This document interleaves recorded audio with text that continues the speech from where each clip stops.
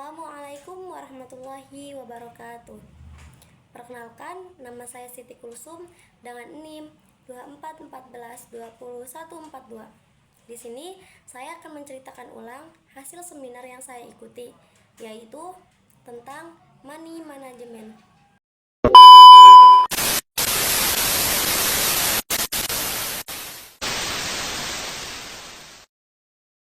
Money management.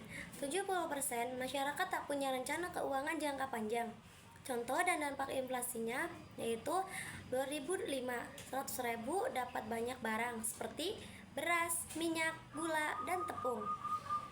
2015, 100.000 mendapatkan barang yang mulai menurun seperti beras, minyak, dan susu. 2025, 100.000 hanya mendapatkan beras saja. Kenapa butuh perencanaan keuangan? Ada salah satu cerita, yaitu kampung miliarder di daerah Tuban.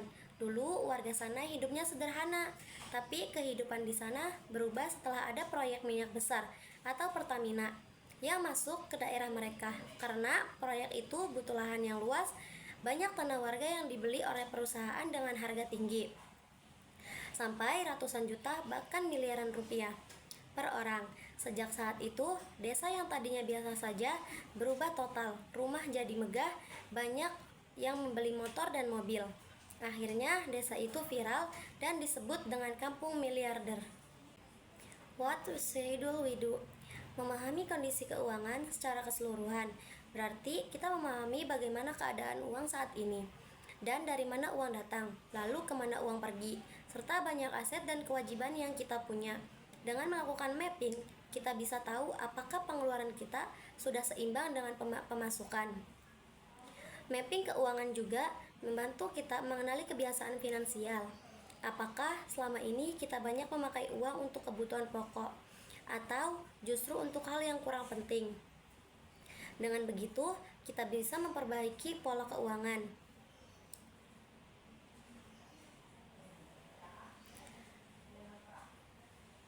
Ketika mengalami cash squeeze atau kekurangan uang, langkah utama perlu dilakukan adalah meninjau kembali arus kas masuk dan keluar untuk mengetahui sumber masalahnya.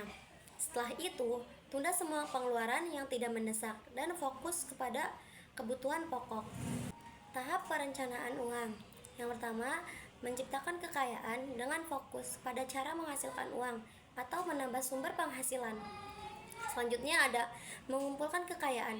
Setelah punya penghasilan, tahap ini tentang bagaimana menyimpan dan mengembangkan harta yang sudah dimiliki. Selanjutnya ada menjaga kekayaan. Kekayaan yang sudah terkumpul dijaga agar tidak berkurang karena inflasi, risiko, atau pengeluaran yang tidak perlu. Dan yang terakhir ada mendistribusikan kekayaan. Bagaimana membagikan atau mewariskan kekayaan dengan cara yang tepat. Beban uang. Beban terbebas dari hutang adalah beban semakin lama kita berhutang, semakin besar bunga yang kita bayarkan. Semakin besar persentase bunga, semakin besar nominal bunga dibayarkan. Hutang ada dua macam, yaitu hutang produktif. Untuk usahanya, ciri-cirinya, nilai aset yang dibeli dengan hutang akan naik seiring dengan waktu.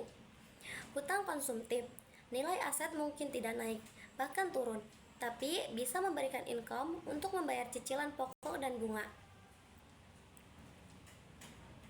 Apakah dana darurat? Sejumlah dana yang dipersiapkan untuk memenuhi kebutuhan yang sifatnya sangat darurat saja. Apa saja kebutuhan dana darurat? Yang pertama, sakit yang tidak bisa ditunda atau masuk UGD. Yang kedua, kecelakaan di jalan. Yang ketiga, pemutusan hubungan kerja. Yang keempat, pernikahan kurang dari 1 tahun. Dan yang terakhir yaitu meninggal dunia.